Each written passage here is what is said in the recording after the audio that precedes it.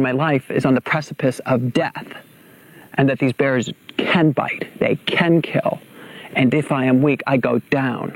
I love them with all my heart, I will protect them, I will die for them. Je te préviens, l'histoire que je vais te raconter dans cette vidéo est absolument tragique. Voilà le récit d'un homme qui a fait le choix audacieux de quitter la civilisation pour suivre son rêve. Vivre en pleine nature, parmi les grizzlies. Une harmonie qui a quand même duré pendant 13 ans, jusqu'à cette triste journée d'octobre 2003, où l'instinct de prédateur de l'ours a malheureusement repris le dessus. Celui qu'on appelait alors Grizzlyman s'est fait dévorer par l'animal qu'il s'était juré de protéger. Et le pire dans tout ça, c'est qu'il a volontairement filmé la scène de sa propre mise à mort.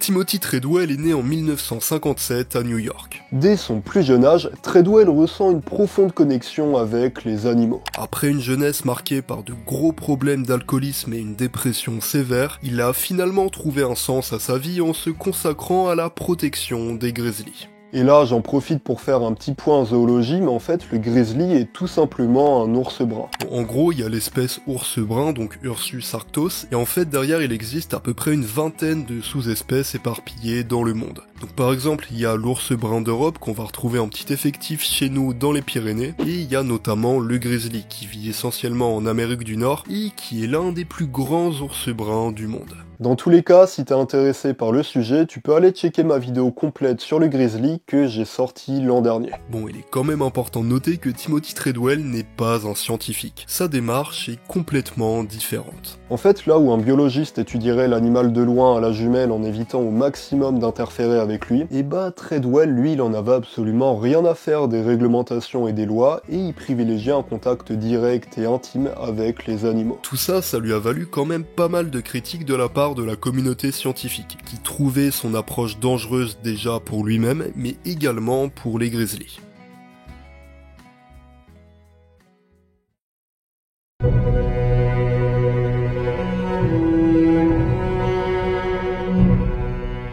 Durant 13 étés consécutifs, Treadwell s'est donc rendu dans le parc national de Katmai en Alaska, où on retrouve l'une des plus grandes populations de grizzlies dans le monde. En fait, il avait pour habitude de passer plusieurs mois en isolement total afin de faire partie intégrante de l'écosystème et se faire accepter par les ours. Et autant dire que son projet a brillamment marché. Mine de rien, grâce à son énorme effort d'immersion, Timothy Treadwell a pu filmer des scènes de vie absolument magiques en approchant les grizzlies parfois à quelques mètres sans la moindre protection. Son credo était très simple. Pour gagner la confiance de l'animal, aucune arme à feu. Et vous allez voir que ce choix lui a malheureusement coûté la vie. Chaque année, lors de son retour à la civilisation, Treadwell publiait une série d'articles, de photos et de films documentaires à partir de ses observations au contact des grizzlies. Et franchement, dans ce cadre-là, il est certain qu'il a pu faire avancer les connaissances autour du comportement de cet animal. Franchement, Treadwell est critiquable sur énormément d'aspects, et notamment sur le côté éthique. Par contre, ce qu'on peut pas lui enlever, c'est que c'est probablement la personne qui s'est le plus investie pour documenter la vie du grizzly, notamment en récoltant des centaines d'heures de rush directement à proximité des animaux sur le terrain. Du coup, les médias l'ont naturellement surnommé Grizzlyman. Le problème, c'est que son comportement imprudent et son refus de respecter les distances de sécurité a suscité de vives critiques de la part des experts en faune sauvage. Et nombreux étaient ceux qui prédisaient une fin tragique à l'aventure de Grizzlyman.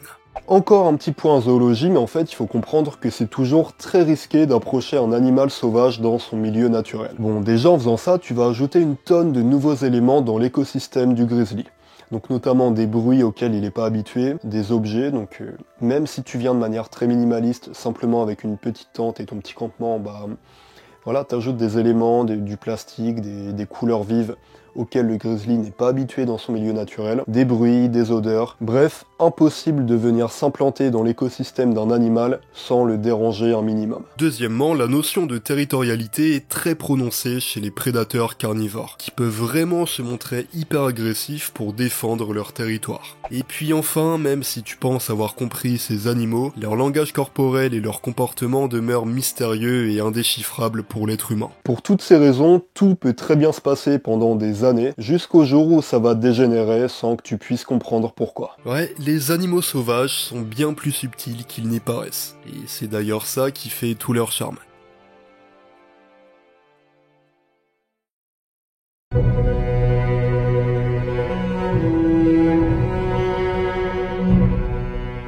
Octobre 2003, Parc national de Katmai, Alaska.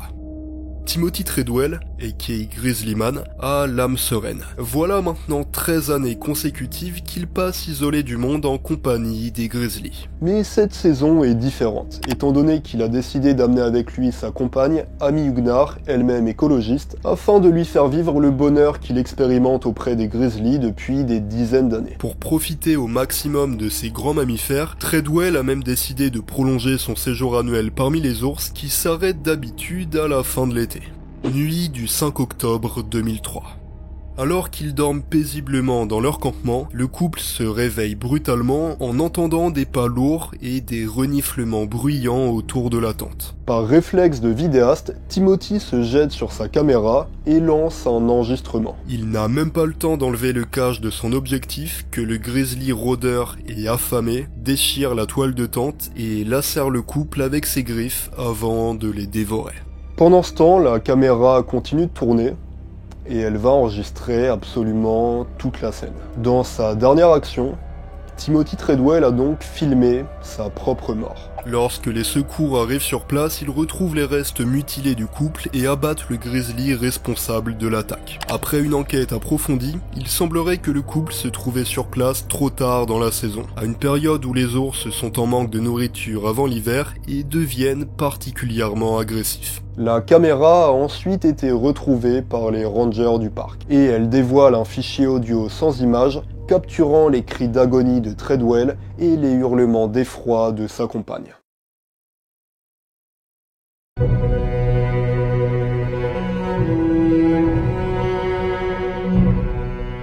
Deux ans plus tard, et après que la mort de Timothy Treadwell soit fortement médiatisée, le cinéaste allemand Werner Herzog va consacrer un documentaire poignant à cette histoire. Il l'intitulera naturellement Grizzly Man.